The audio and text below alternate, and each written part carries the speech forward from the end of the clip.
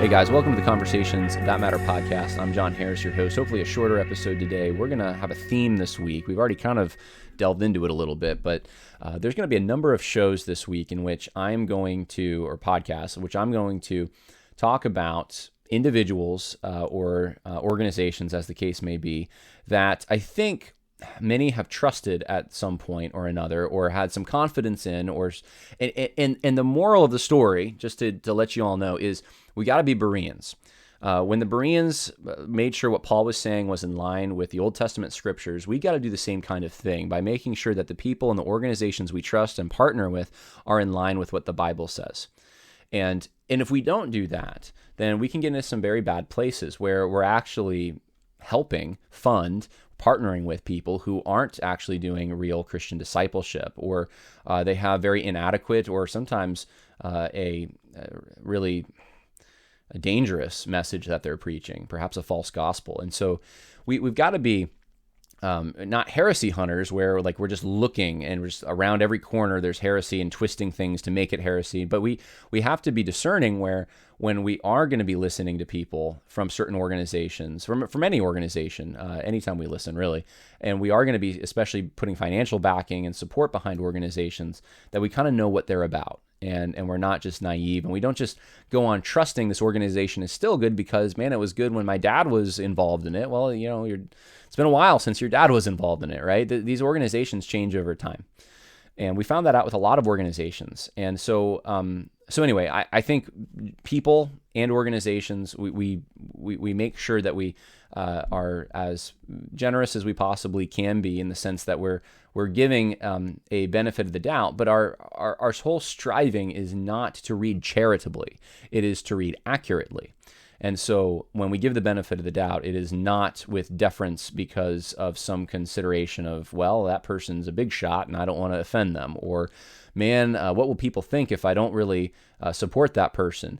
It's more of, well, you could read this in a different kind of way that, maybe they meant it that way, but it's unclear. And then you say it's unclear. But sometimes people are promoting false gospels and they're saying things that are really not right. And the truth is right there, and there is no quote-unquote charitable way even to look at it, other than trying to bend it somehow.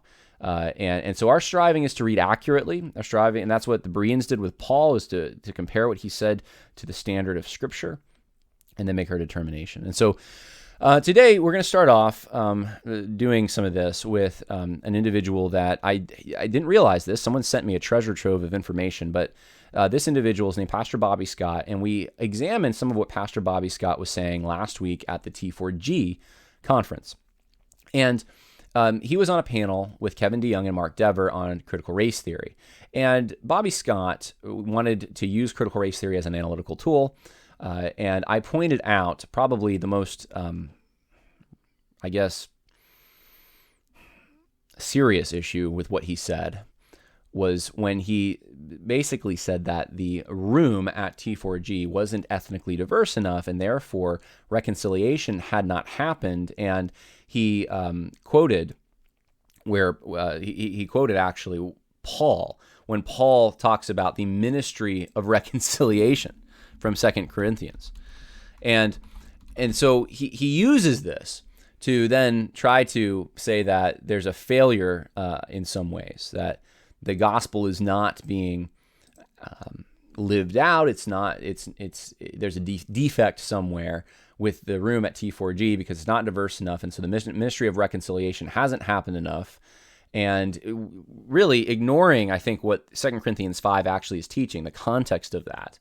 And so we talked about this already, but I didn't realize I had never heard of Bobby Scott, and so someone sent me all this information, and some of what they sent me was some private stuff that I'm not going to share with you, but I will say this: it showed me that people like Bobby Scott, and there's certainly many others, have certainly made their ways into conservative organizations and churches, and I'm saying orthodox, conservatively, theologically, and places that you would really think have rejected critical race theory and don't want to use it as an analytical tool and all that, and yet you see those same places platforming people like Pastor Bobby Scott. And so I'll leave some of that information out, but I just want to bring you through some things because I was a little surprised. So here's what I'll start with, and this isn't necessarily exhaustive, but Bobby Scott is a contributor at the Just Gospel Conference. That's the Bini Abuile's conference and the parent organization, the Front Porch. And the thing is, the Bini Abuile is pretty radical in my mind at this point. I mean, he's the guy that said back in 2018 that white people were responsible, like broadly speaking, for the assassination of Martin Luther King Jr. And since then, he's said some really crazy stuff. And we've talked about it on the podcast. I've talked about Just Gospel in my book, Christianity and Social Justice, Religions and Conflict, just because it shouldn't be called that. It's politics mostly. It's not just gospel. They're not just talking about the gospel. That's the thing, that it's just like deceptive in my mind to call your conference that. It's kind of weird. But I didn't know Bobby Scott was hanging out with those guys. Like that was strange to me a little bit. I was like, man, I thought like, okay, he's at T4G. And yeah, there was a false gospel in what he said. It was kind of vague and quick. And yeah, he wanted to use critical race theory as an analytical tool. I just didn't think that he'd be with guys as radical as Bini Abuile. And so and it wasn't a one-off. He was there for this engaging cultural expressions of complementarian theology. And I don't know what other panels he might have been in, but these are just the two that were sent to me. He didn't really say anything on this panel, but you have some people giving very egalitarian ideas of what their opinion of what Paul actually teaches, and so that was interesting. And so then so they sent me also these articles from the Sola Network. Sola Network, I guess, is a reformed-ish. That's where the solas come from. Network that is committed to influence the emerging generation with the gospel of Jesus Christ, and they have all these nice things they say here. And there's probably people who think, "Oh, this is wonderful." But then you read these articles, and it's like watching the 13th documentary or reading like the 1619 Project or something like that.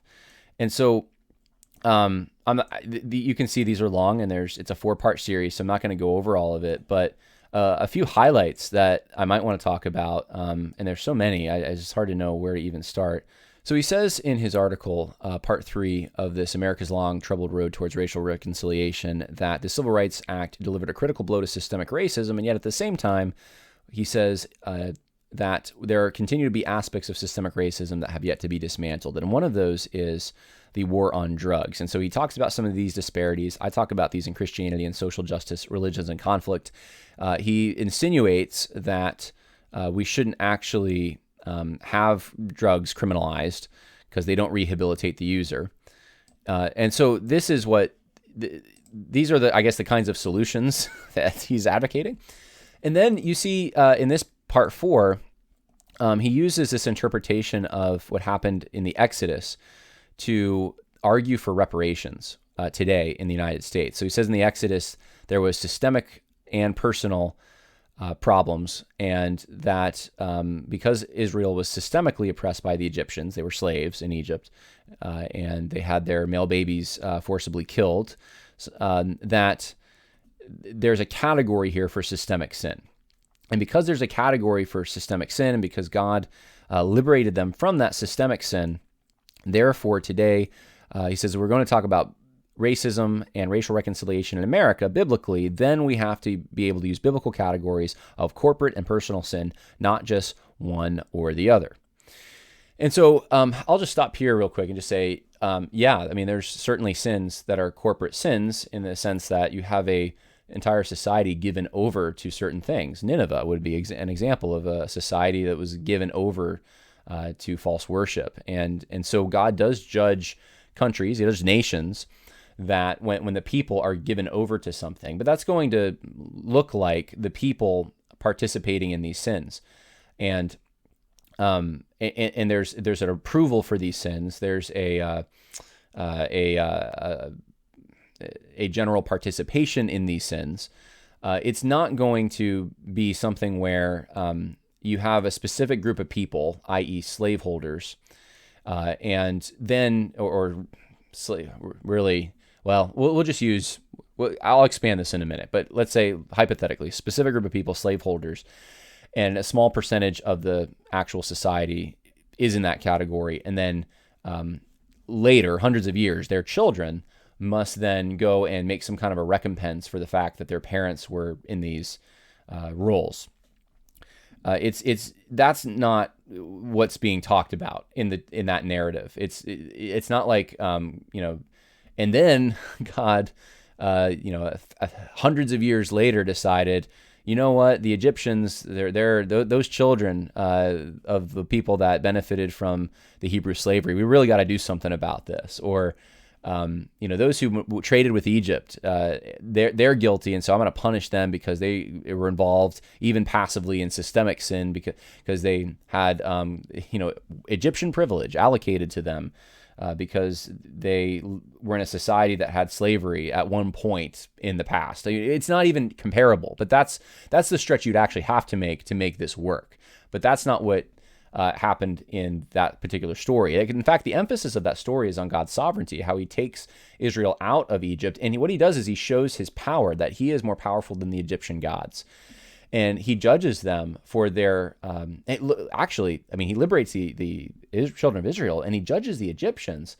It's not like he's judging them because, well, they enslaved the Israelites. And that's what he's going after is they just enslaved the Israelites. Of course, it's because Pharaoh wouldn't let the children of Israel go that the plagues come, but the plagues themselves are against the specific gods of Egypt, the places that Pharaoh put his trust in, and it's showing the power of God over the Egyptian deities and the demons, really, and that God purchased Israel for himself, that he liberated them for himself. And so that's really the big picture here. That's the moral lesson. And God does use evil for good. You see that in the story of Joseph. You see that too in his plan for redeeming the children of Israel from the Egyptians, and then giving the land that he promised to Abraham to them, to their descendants. And so he was accomplishing something much bigger in this particular situation. And liberation theologians, their focus tends to be very singular. It tends to be very focused on there was liberation, there's systemic sin going on. This is God is on the side of the poor and the oppressed, and therefore that's what we need to focus and emphasize those things and then apply them today. And then the applications today are for these solutions like reparations, which is where he actually links right here to this article that's in Quartz. Quartz is not a Christian publication, but it's what U.S. slavery, reparations, and post-Holocaust Germany have in common. And it makes the argument for the idea that, well, we ought to have reparations. In fact, I'll read for you the end of this. He said, the U.S. government paying reparations today for state terror that ended 150 years ago poses numerous practical challenges. They include rightly identifying rightful recipients in the sourcing the money appropriately, whether state-based or federal. Those who say they did not benefit from slavery must be persuaded that reparations are required to right a moral wrong.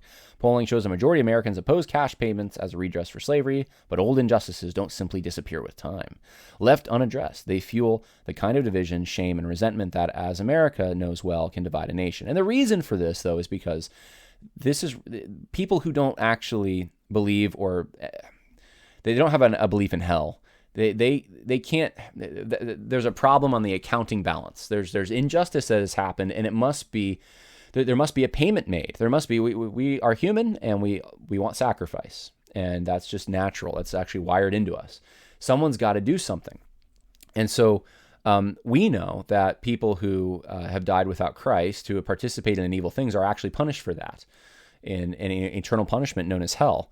But people who don't believe in that, it's got to happen in this life. And if it's punishing generations later, then you do that. And of course, this plan has nothing to do with actually going to those who were the prime original beneficiaries, the people who actually went out, captured their tribes, members of tribes, and then sold them to Europeans or people, shipping industry or something from the northeastern mariners. It's not going to them, the people in Africa who are actually doing this and demanding of them some kind of payment. It runs along these Marxist lines of class conflict that will benefit the political Marxists in the United States. It always does that, and that this is no exception. And this is what Bobby Scott, though, is ultimately he's saying that he doesn't want Marxism. You don't need Marxism, and at the same time, though, then the solutions he's given, these are neo-Marxist solutions to this.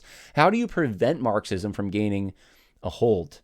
when you're going to present it like, well, there's a category for systemic racism, systemic sin, systemic oppression, corporate sin, and therefore, based upon that, generations later, we got to punish these people for things their ancestors did, and not have some kind of a government mechanism that comes to be that is put in place in order to make things equitable. I've talked about this before. I don't want to. You can go back and watch a whole episode on reparations, and I talk about the impracticality of it.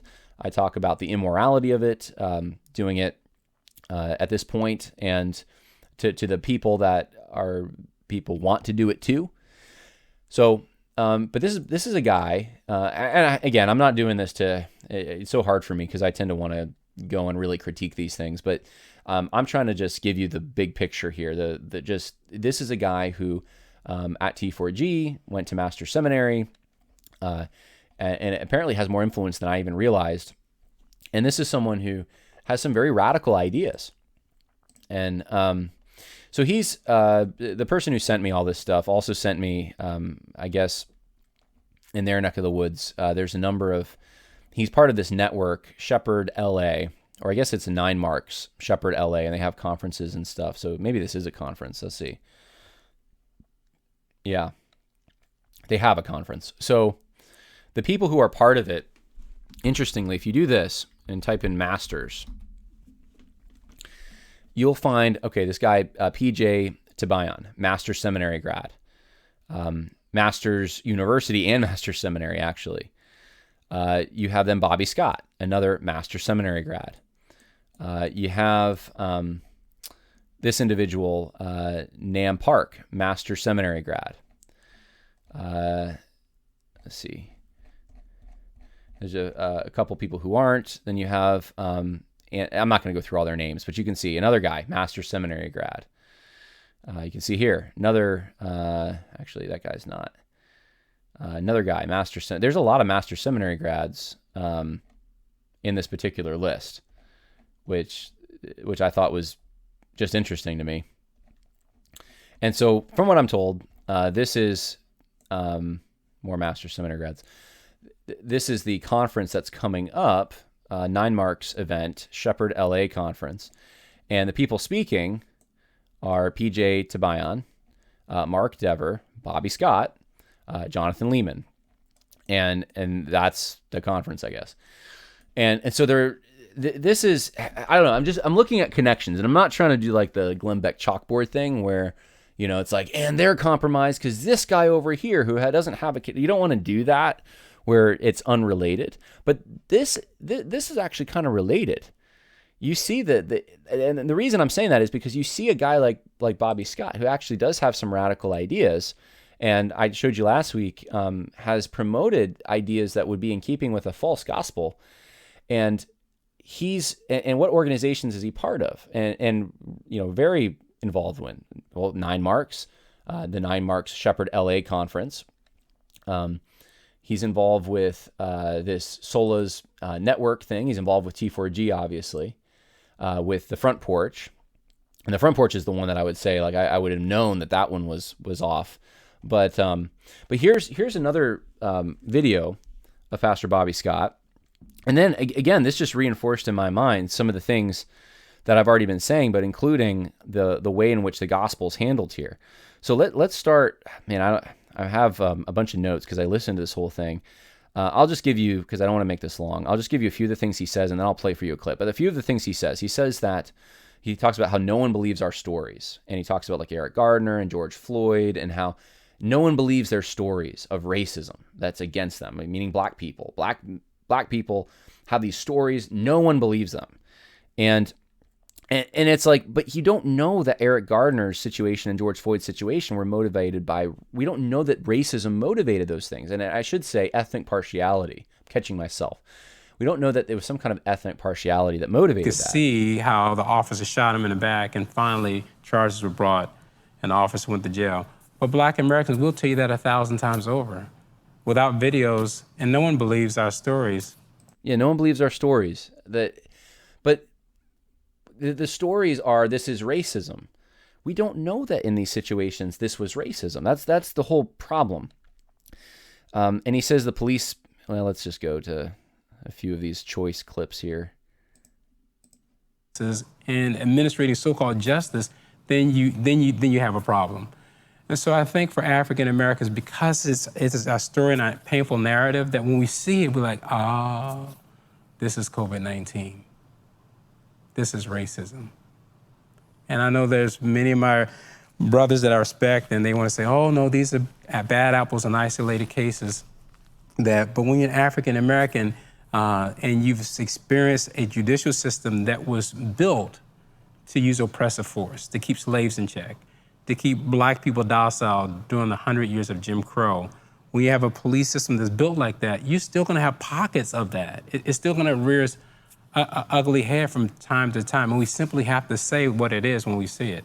So we have to say what it is when we see it. And he obviously before he gives Eric Gardner and George Floyd as examples. And this is a police system. It's built like that. This is something you hear from 13th. This is something you'd hear from 1619 Project. This is what you hear from the new Jim Crow. These are the kinds of the things he's saying are what you'd pick up in these more radical readings of American history. And it's today there's racism in the police departments because what's the reason? Well, because years ago there were slave patrols, and that's what it's built off of, which isn't accurate, but that's what we get. So he uses. I'm not going to go to all of these. He talks about America being characterized by racism. He actually, oftentimes in this whole dialogue, talks about America did this to black people. America did this to. Not even like. Hey, there was certain individuals did this. This president did this, or these bad people did this to these people. It's America. It's a very 1619 type of way of reading it. It's America. It's fundamental to what America is.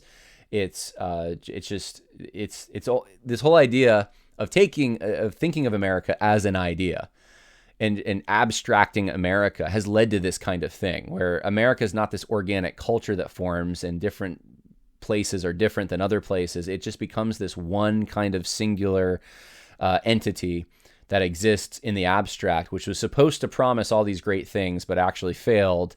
And it's America doing this. America's punishing. America. This will lead, if you use this language so much in this narrative, I'm telling you, this will lead to the children of people like this getting radicalized. People in churches like this, they'll get radicalized over time. That's just it creates that kind of grudge, that bitterness. It's the root of it when you adopt this kind of a narrative. Let's see. I think there was so he says, and this is maybe the most interesting thing. It's kind of an offhanded comment, but he says something about the reconciliation that the gospel brings. And this is more important than anything else I think I've talked about in this. The critique of the United States, the way he's handling scripture. This is more important to me. Check this out. I think if we go back to Augustine's, that we have a dual citizenship, that we're citizens of heaven. Christians are. We're part of a new family. We're one. And the gospel does that. That when the gospel is preached and by God's grace is believed, there's repentance, there's new life, there's someone's born again, they're reconciled to God.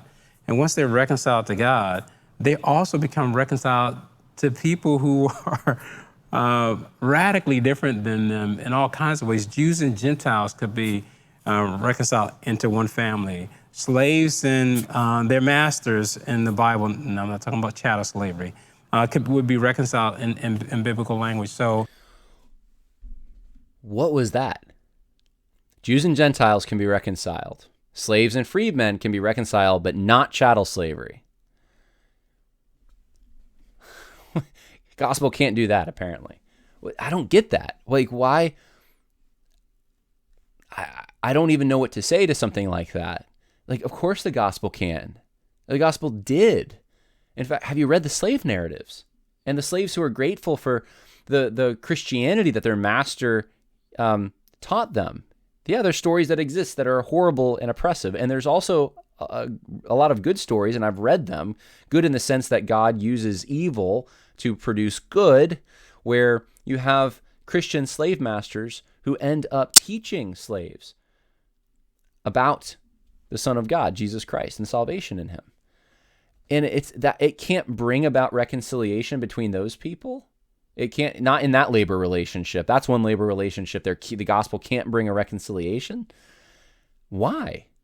Why not? And furthermore, and I talk about this in Christianity and Social Justice, Religions and Conflict, the Greco-Roman slave system, the Roman slave system, there's a lot of things connected to that in many ways were much worse than what happened in the United States. You didn't have gladiatorial arenas in Georgia. We're going to watch these slaves fight to the death for our own entertainment. And no, there were certain things that were, I mean, even the idea that, there was abuse, that in the sense that masters would sexually abuse slaves. Yeah, but it wasn't like an accepted thing, broadly speaking, in the culture. That was, though, in Roman culture, a very accepted thing for masters to use their slaves in those kinds of ways. I'm not saying that it was all good, and that's a problem, unfortunately, that people oftentimes, you say anything that tends to paint something else as maybe worse in general than American slavery, then you've committed a horrible crime, because we know that's the worst thing that's ever happened in the history of the world, which is just someone who doesn't know history. Horrible things have happened all over the world. Every people group has basically a story at some point in their past of something terrible happening to their ancestors.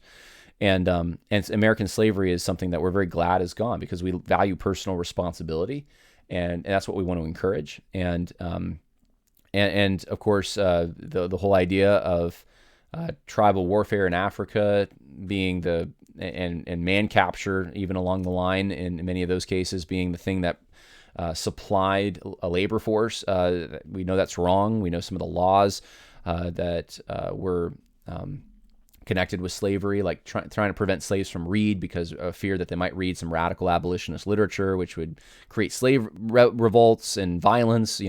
We know that the kind of thing is wrong. So we obviously know these things, right? I don't know of anyone who doesn't know this and doesn't think that kind of thing was wrong.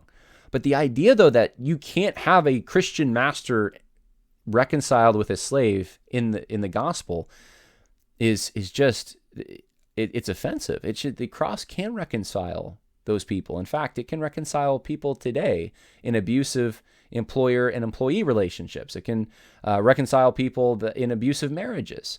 It can do a wonderful work in all kinds of relationships that exist. To limit it like that is just incredible to me. It's similar to the comment that he made at T4G, where he basically looked out at the audience and there's a lack of diversity and says, we have a long way to go. We can do better. He says we can do better at the reconciliation, at the work of reconciliation God has called us to, the 2 Corinthians 5 reconciliation. And it's like, wait a minute. So what you're saying, because that's about being reconciled to God, does that mean that like the gospel hasn't had the full effect it should in this room because it lacks diversity? I mean, it's the same kind of thing here. It's like, well, you think the gospel, it's limited somehow, but you can't really do anything with that relationship by promoting the kind of unity that the gospel produces. I mean, that's just offensive to me. And that's what you're getting, though. And so the moral of the story being, at the end of the day, we have to have discernment, even when it comes to people who've gone to seminaries that many of us, at least, have trusted in the past, or organizations that many of us have maybe trusted in the past. You just got to be, you have to be discerning with these things. You have to be a Berean and check out the people that you have even speak at your church and stuff. Because we were in a time of a great deception and great confusion. And when it's confusion that's so fundamental over something as basic as the gospel, then you know that you can't have that person speak. You have to clarify with that person at the very least. And these are serious things. These are errors that end up sometimes having eternal ramifications to them. And so what I'm going to do is I'm going to pick up tomorrow with something. Now, there was a panel that Bobby Scott was on with another individual in the PCA. And that's what I want to talk about tomorrow. I'm gonna save that video because there's a video that I was like, oh wow, we're gonna talk about this, and what are conservatives in the PCA doing about this. And so tomorrow we're going to continue this theme of using discernment, making sure that even people that you might like or came from good organizations that you think are on the right side of this, are doing good work, make sure that you're examining what they're doing. And if you're going to get behind it, try to be sure and then go ahead and get behind it. But you want to be sure first. And so some of this stuff might be a little disappointing to some of you in the PCA, but I think a good reality check is important. So God bless. Hopefully this will be an encouragement to you in some way to be more discerning, and we'll continue tomorrow.